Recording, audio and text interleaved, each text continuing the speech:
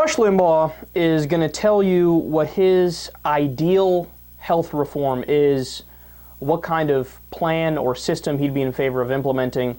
He has a brilliant idea here. Listen to this. Jeb Bush today, I think we've got the soundbite, is out saying that what Ted Cruz needs to do now is come up with his own alternative to Obamacare. And that's exactly what's wrong, with all due respect. That's why we end up in this mess after mess after mess. The Democrats propose a mess. The Democrats propose government expansion, and the Republicans think they've got to have their alternative.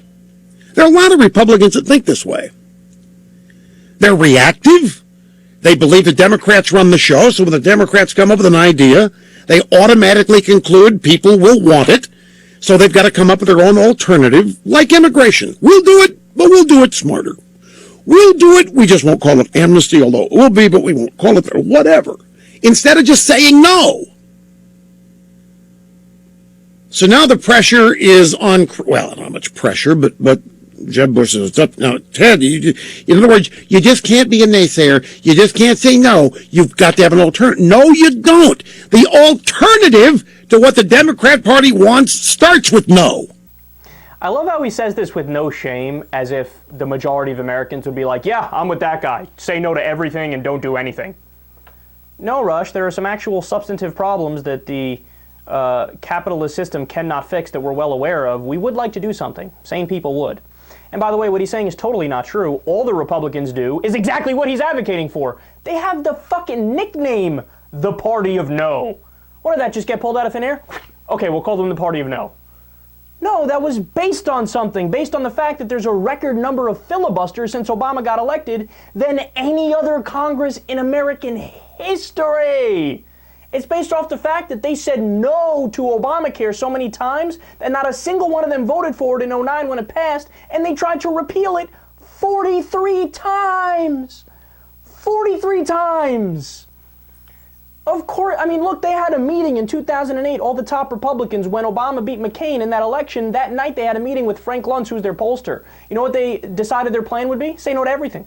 Say no to absolutely everything, because if nothing gets done under his administration, even though we are at fault for it, the American people don't follow politics closely, so they'll think, well, Obama didn't get anything done, so we'll vote for Republicans. Their strategy was literally say no to everything.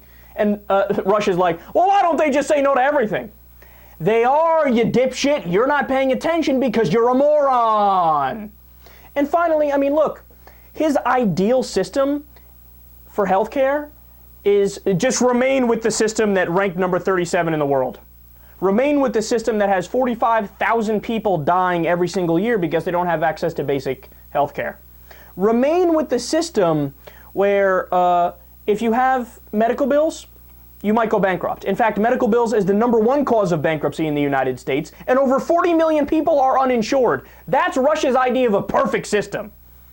And what's his answer when a healthcare company kicks off a child because the child has a congenital heart condition and they hit their lifetime cap by the age of 4? What's Rush's solution? Nothing. Tough cookie. Sucks for you. Maybe you shouldn't have had a heart condition. How about his answer to a 59-year-old guy who has emphysema and has no health care, but he needs health care now, so he needs to get an insurance plan, but the health insurance company says, no, you have a pre-existing condition, you're emphysema, you're too much of a risk. We're not gonna invest in you because, you know, your life is like a fucking stock or bond. What's his answer to get that person health care? There is none. Fuck him. Let him die or go bankrupt. We don't care. So, the guy's wrong about everything, but I love this because I kid you not, in this same little 3-minute and 36-second clip, listen to what Rush says at the end. Just say no. We're not going there. How about instead of waiting for the Democrats to propose something, why don't we? Just out of the clear blue, propose something and make them react and follow along. Rush Limbaugh may legitimately be the dumbest guy in politics. Seriously. He just spent a great amount of time ranting about just say no, that's the only answer. You don't have to propose something in return. Just say no, that's it, that's your whole plan. And then at the end of the rant, he's like, well, goddamn it, why don't we propose something? We need to propose something. But you just said they shouldn't propose something and they should say no. Now all of a sudden, 3 minutes and 36 seconds later, you're in favor of proposing something? Gee, you flip-flop very fast, don't you, Rush?